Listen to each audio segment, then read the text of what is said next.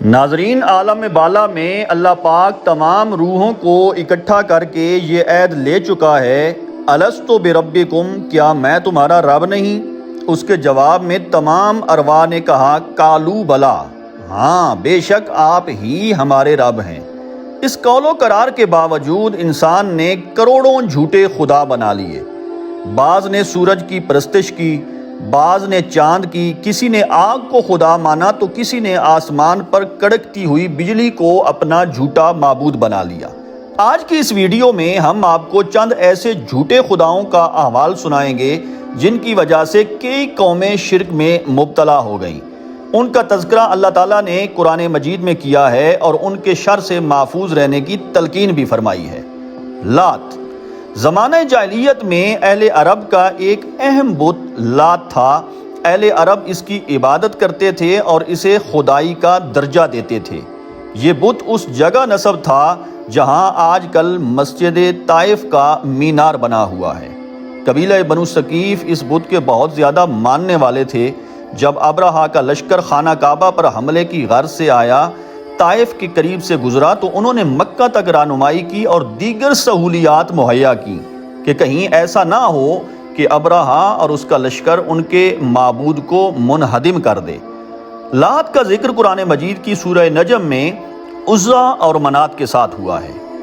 عزا ظہور اسلام سے پہلے عرب میں سب سے زیادہ پوجا جانے والا بت تھا۔ زمانہ قدیم میں عزا ایک نیک اور شریف لڑکی تھی جو کہ طائف والوں کو ایک ویران جگہ سے ملی تھی۔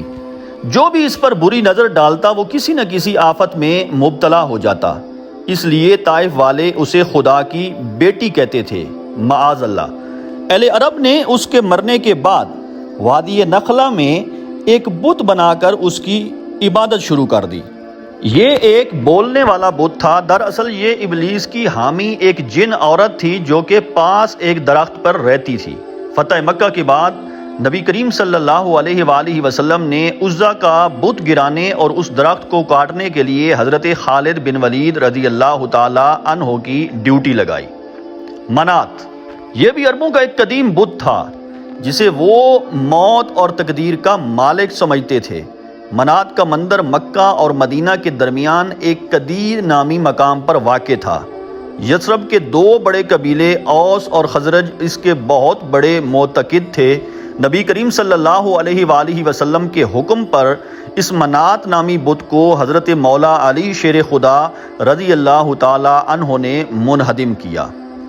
یغوث در حقیقت حضرت ادریس علیہ السلام کے زمانہ کے ان 5 انتہائی نیک لوگوں میں سے ایک تھے جو اپنی قوم میں اپنے تقوی اور پرہیزگاری کے باعث خاصے مقبول تھے، لہٰذا ان کے خاندان والوں نے ان کی مورتیاں بنا کر ان کی پوجا شروع کر دی۔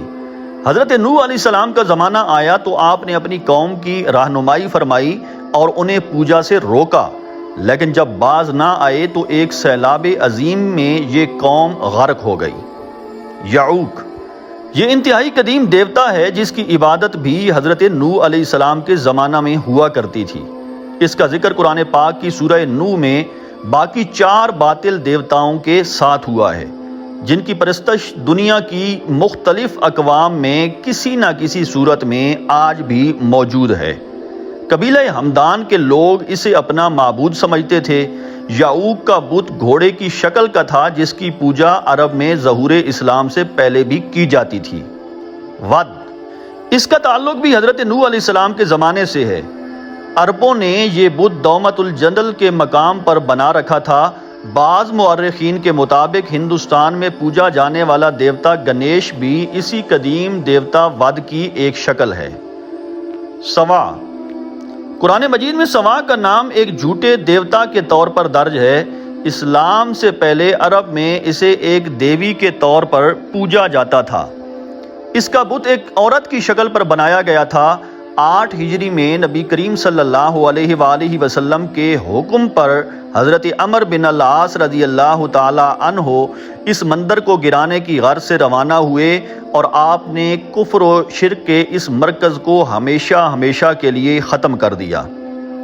نصر، اس کا ذکر قرآن پاک کی سورہ نوح کی آیت نمبر 23 میں ہوا ہے۔